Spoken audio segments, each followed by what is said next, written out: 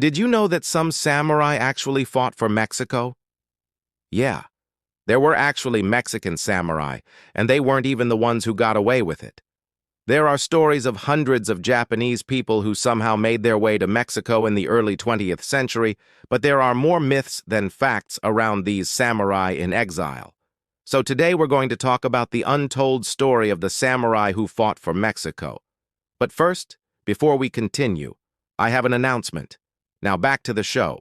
The Japanese immigrants who came to Mexico aren't well documented, so most of what we know comes from the accounts of the few surviving veterans. Their descendants and historians have pieced together a story of poverty, war, and prejudice that led Japanese immigrants to join Pancho Villa's army.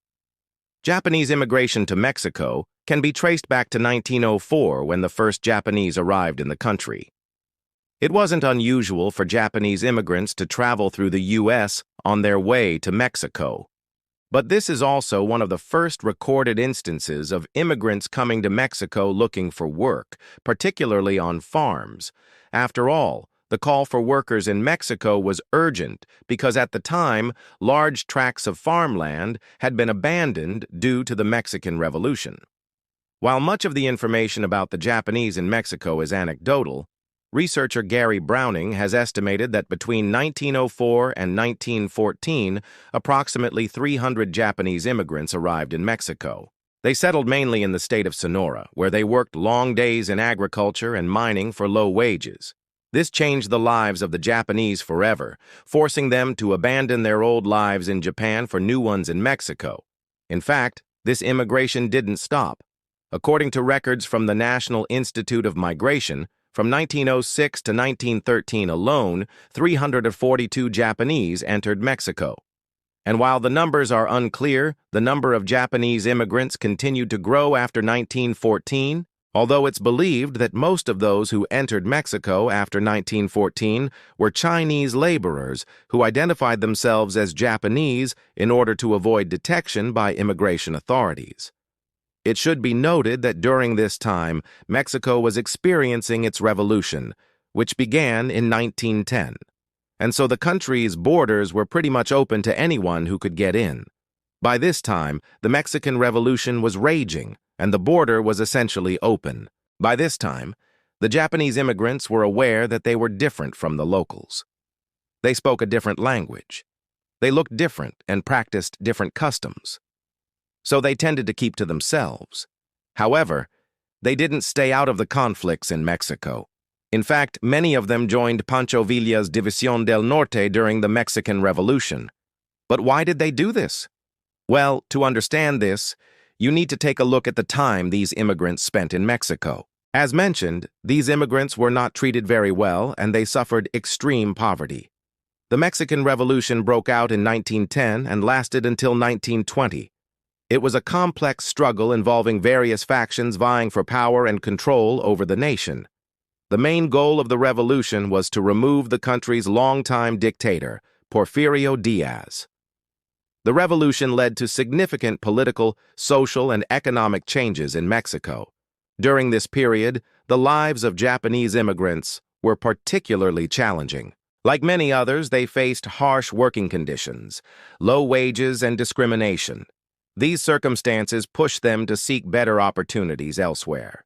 Some turned to the newly formed División del Norte, led by the charismatic revolutionary general Pancho Villa.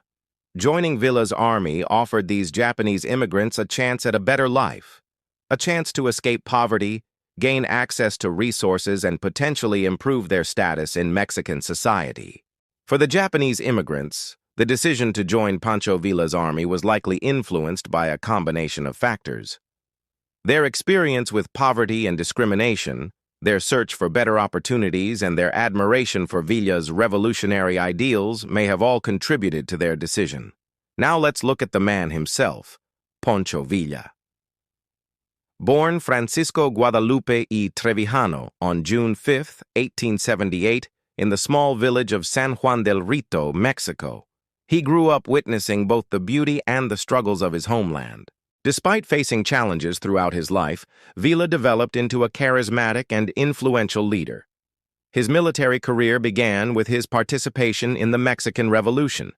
He quickly rose to prominence due to his strategic brilliance and unwavering commitment to the revolutionary ideals.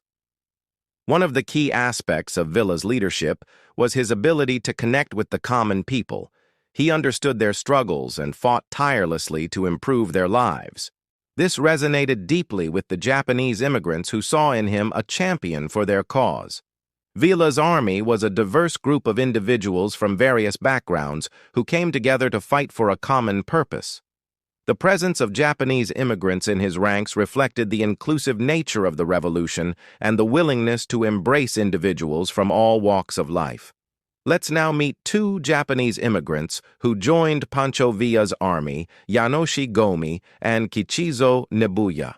We don't know much about Yanoshi Gomi, but we know that he was a veteran of the Russo-Japanese War who immigrated to Mexico around 1913. He joined Pancho Villa's army and served as an interpreter and advisor. During the Battle of Santa Isabel, he was seriously wounded and left behind by his unit.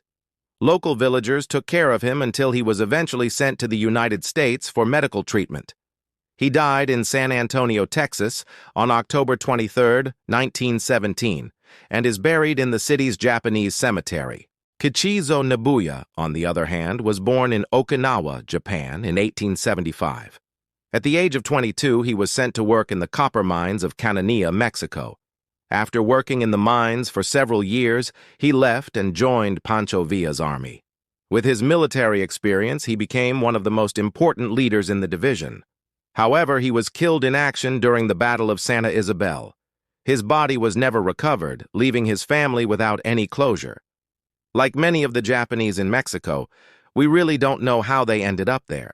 Many theories exist, but the reality is that no one knows for sure. One of the popular theories suggests that the Japanese government orchestrated the migration as part of an effort to reduce poverty in Japan. This theory is based on the idea that the Japanese government encouraged or even paid for the journey of Japanese nationals to Mexico in order to alleviate poverty and find new opportunities for its citizens. Another theory points to the involvement of Chinese criminal organizations in trafficking Japanese nationals to Mexico. This theory suggests that these organized groups targeted Japanese individuals, deceiving them into believing they would have better prospects in Mexico. Once in Mexico, these immigrants found themselves trapped and exploited by these criminal networks. Ultimately, the truth is that we simply do not have enough evidence to say for sure how these Japanese ended up in Mexico. Each of these theories may have some truth to it, or the reality is that they all may be wrong. Without concrete evidence, it's impossible to say. In the end, these Japanese immigrants played a significant role in the Mexican Revolution. As members of Pancho Villa's army, they fought for social justice, equality, and the betterment of Mexican society. The presence of Japanese immigrants in this movement highlights the universality of the human spirit in the face of adversity. Despite facing discrimination and prejudice, these immigrants bravely stood up for what they believed in. Their contributions, though often overlooked, are an important part of the legacy of the Mexican Revolution. And that's all we have for you today. If you enjoyed this episode, make sure to hit that like button and share it with your friends. Don't forget to subscribe for more content.